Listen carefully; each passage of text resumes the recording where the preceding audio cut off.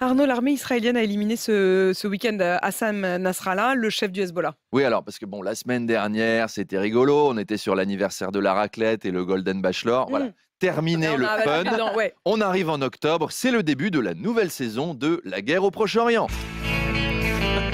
Non, alors, un peu de bon goût, la régie, s'il vous plaît. Donc, le chef du Hezbollah, Hassan Nasrallah, a été éliminé, ainsi que toute la chaîne de commandement.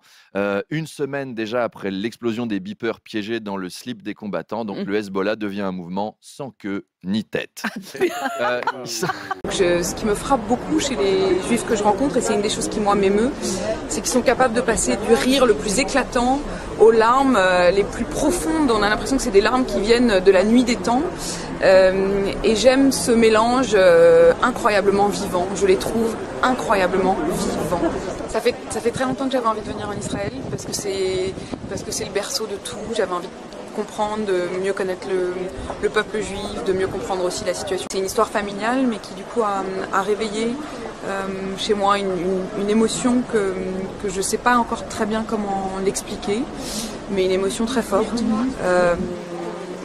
J'ai l'impression d'un héritage, d'un devoir de mémoire, comme on dit, mais qui touche aussi aux racines les plus profondes, même de la France, dans le contexte d'aujourd'hui.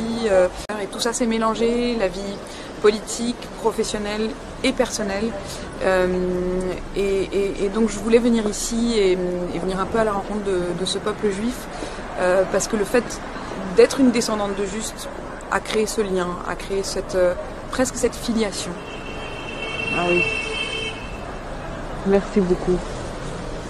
Et pour former les futurs cadres du mouvement, on envoie un agent double, Anne Jeunetet, notre ministre de l'Éducation, qui est experte, vous vous souvenez, en formation de domestique singapourienne. Elle sera là.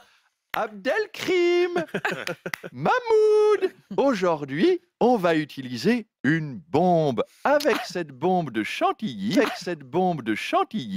on va fourrer les chouquettes pour faire de délicieuses profiteroles pour votre maître de maison. Oh, ces fils du désert. Regardez toute la détermination qu'on lit dans leurs yeux de miel. Ce sont d'excellents travailleurs. Peu qu'ils soient un peu éduqués. Heureusement que je suis là. Ce week-end, Arnaud, c'était les 90 ans de Brigitte Macron.